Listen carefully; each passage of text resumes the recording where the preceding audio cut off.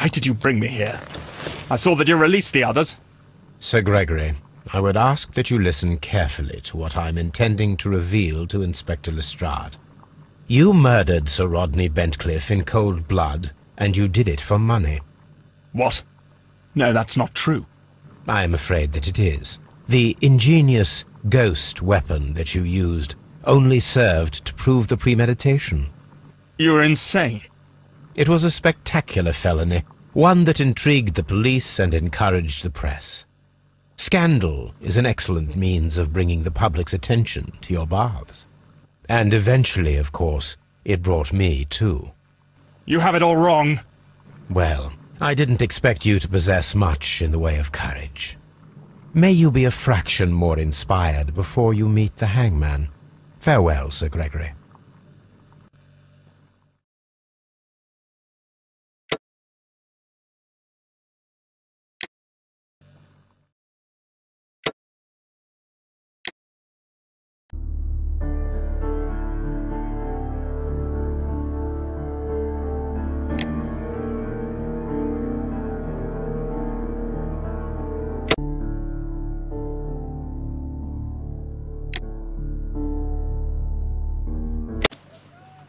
Why did you bring me here?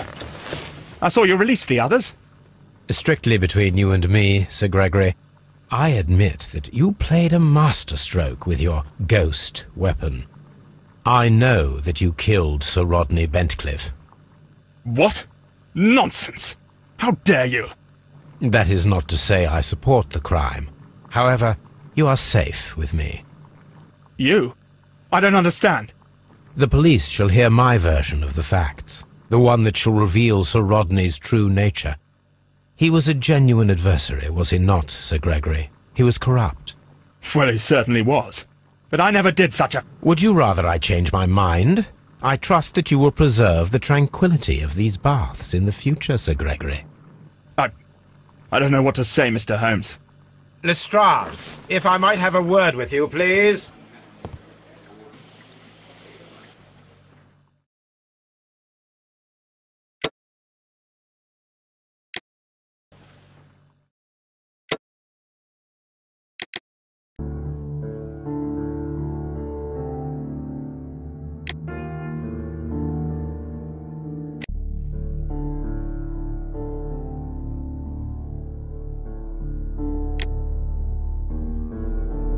Mr. Garrow, the game is up.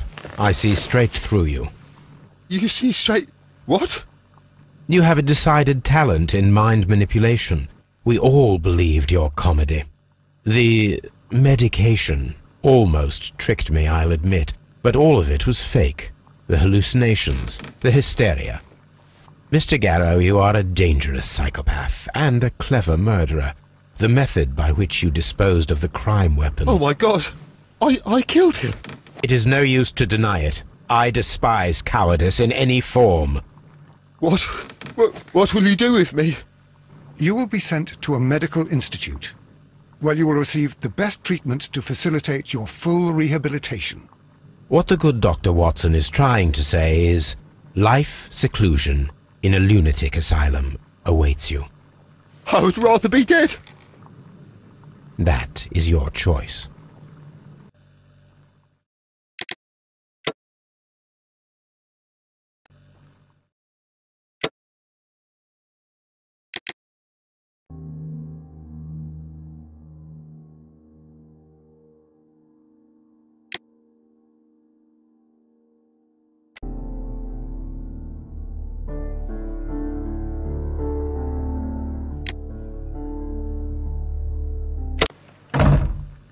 Mr. Garrow, allow me to introduce you to Dr. Watson.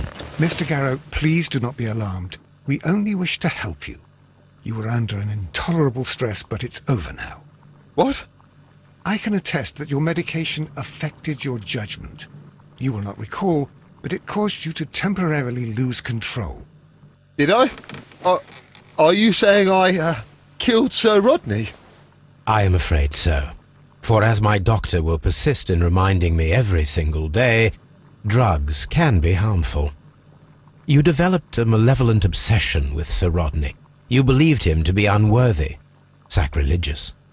Oh, Do not distress yourself. Prison is clearly not a suitable environment for you. what is my environment then?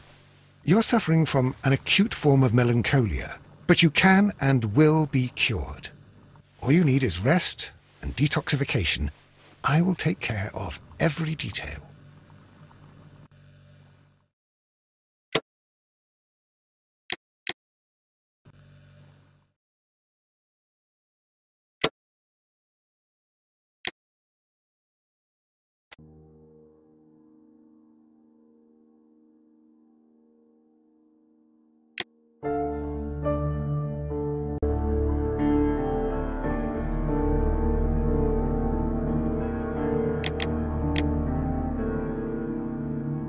I'm feeling rather uncomfortable. Why have I been put into these cuffs? I fear that you had better get used to them, Mr. Blinkhorn. They are your reward for the murder of Sir Rodney Bentcliffe. What? No, that's a lie. It is regrettable, for you are a talented archaeologist. I will request that you are placed in a prison where you are unable to dig an escape tunnel. That is, of course, if they decide that you shall live.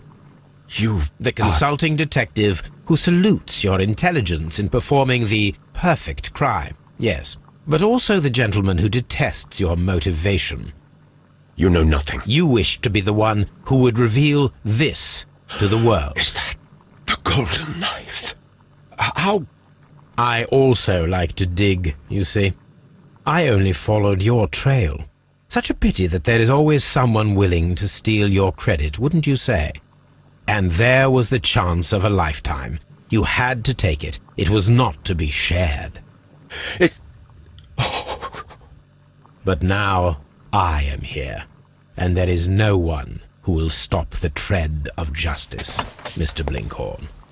Goodbye.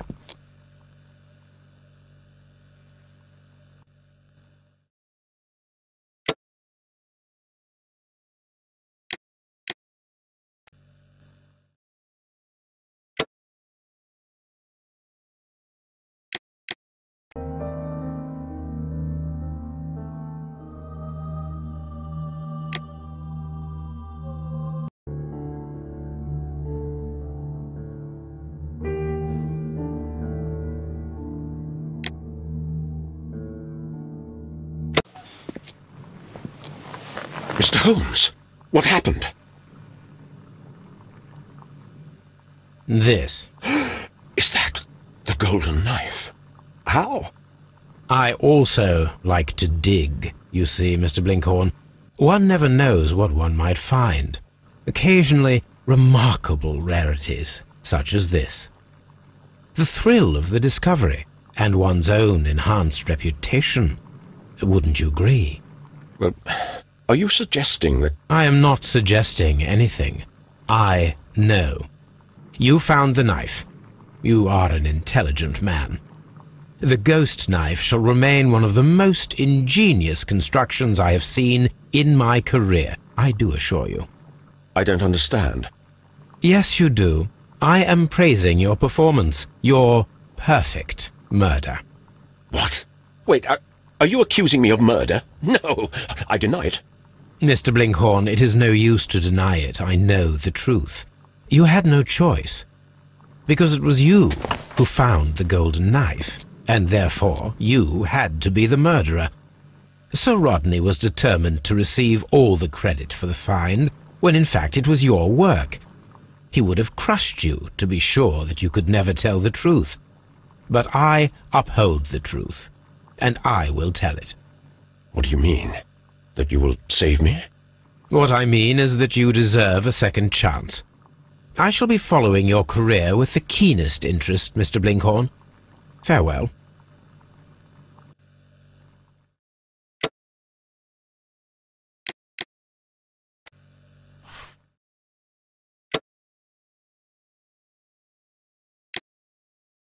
No, the game is afoot, not a word. Into your clothes and come.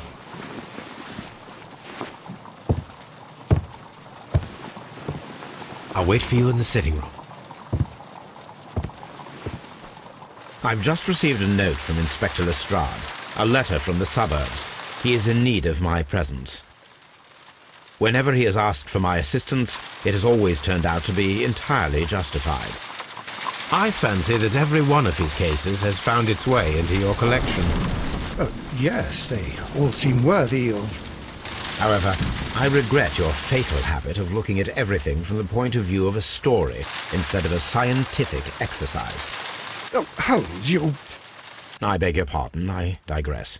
It would be much better to examine this letter than to try to convince you. So, what is it, Holmes? Promising, as always, it appears to be a case of murder. So you believe that Sir Eustace is dead? I should say so. Lestrade wouldn't have sent for me for less. His writing shows considerable agitation, and he is not an emotional man. These people belong to high society. The quality of the writing paper, the EB monogram, their coat of arms. The crime was committed before midnight. Holmes, how can you possibly tell? Well, it is all thanks to Lestrade. He wrote his letter at 3:30 in the morning. Imagine the chain of events before that. The local police had to be called in. Scotland Yard was notified. Lestrade himself had to make haste there, and finally compose the letter he sent to me. All of that makes for a fair night's work. It makes sense. Lestrade also speaks of the woman he released. That seems to indicate that she had been held somewhere during the crime. Much time has been wasted. Let us find a cab and go to Abbey Grange immediately. I live in hope of an interesting morning. Ah, Mr. Holmes and Dr. Watson, here you are. I'm very glad that you have come, but perhaps I should not have troubled you after all. And why is that? Lady Brackenstall has come to her senses, and she has given so clear an account of the affair that there is not much left for us to do. You remember that Lewisham gang of burglars? What, the three Randalls? Exactly. The father and two sons. It's their work. They stole a silver service, which is of great value. Sir Eustace Brackenstall is dead, then? Yes. His head was knocked in with his own poker. A violent act of aggression. Yes, the poor lady. She has had a most dreadful experience. She was assaulted and tied to a chair. But I think that you would best see her and hear her account of the facts. She's in the morning room with her maid to raise a right. Where is the body of the deceased? In the dining room. We haven't touched anything. All right, I'm going to examine it. Very good, Watson.